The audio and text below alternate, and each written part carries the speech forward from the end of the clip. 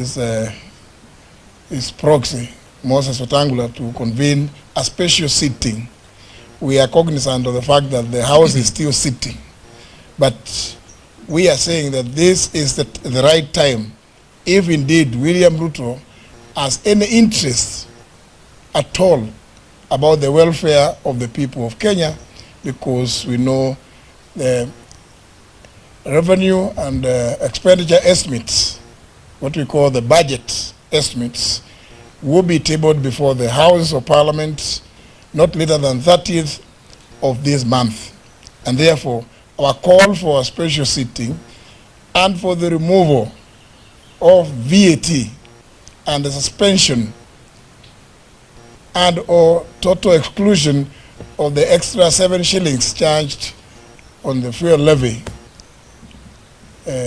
should be at this time and be considered during this special sitting, because the ramifications of this historic and abnormal increase in the cost of fuel effected last night are enormous, and the implications will spread to all sectors of our national economy and affect the socio-economic fabric of this country. In conclusion, I just want to amplify the point raised in our statement that indeed, as Kenyans would recall, when William Ruto took over the reins of government in 2022, is when immediately after he had made several promises that we needed to address the issue of the many taxes in the fuel sector. And many Kenyans will recall that he never shied to criticize the former administration. He said he offered that there will be a review of the many. In fact, in his own words, he put those levies at 15. He said they're going to be reviewed. And therefore, every Kenyan felt that when he came up with the idea of a G2G arrangement, he was indeed going to address that issue of the mini taxes.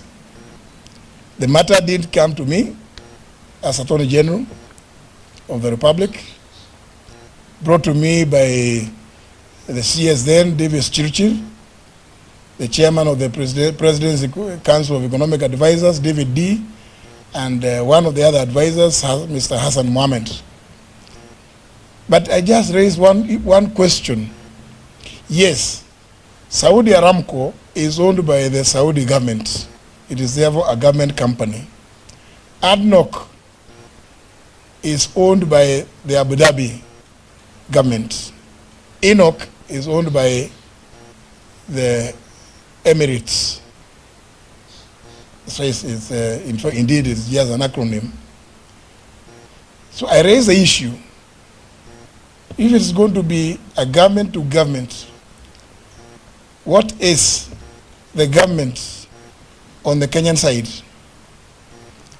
And of course, the excuses were used that, there was a pressure on the Kenyan shilling because the oil marketing companies were demanding not less than 500 million shillings every month to import fuel into the country. And that now the arrangement was that Kenya was going to be given a 6 months window before paying for the fuel that will have been delivered.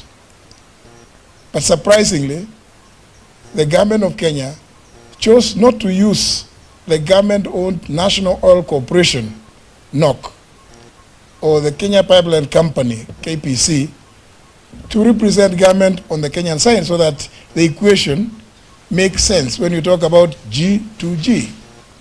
Instead, the government of Kenya purported to advise the oil importing companies, the IOCs, the 3 from the Middle East, to nominate locally companies that government purported to have interest in.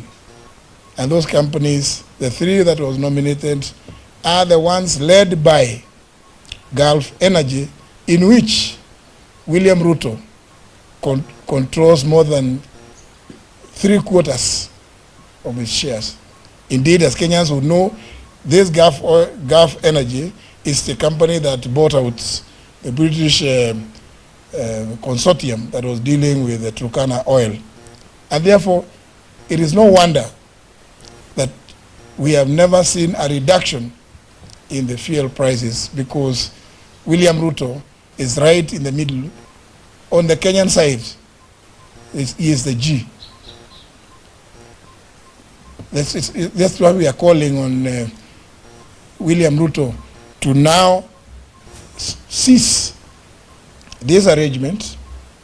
And that's why we are saying Parliament should actually be the one in the forefront to call for scrapping of this so-called G2G arrangement, so as to address the plight of the common person who is going to get the effects of this astronomical and abnormal increase in fuel prices. Thank you. Thank you. In addition to what my colleagues have said, when we were reflecting on this issue this morning, the 3 points that need to be made in addition to what we have said in the statement, the lengthy and detailed statement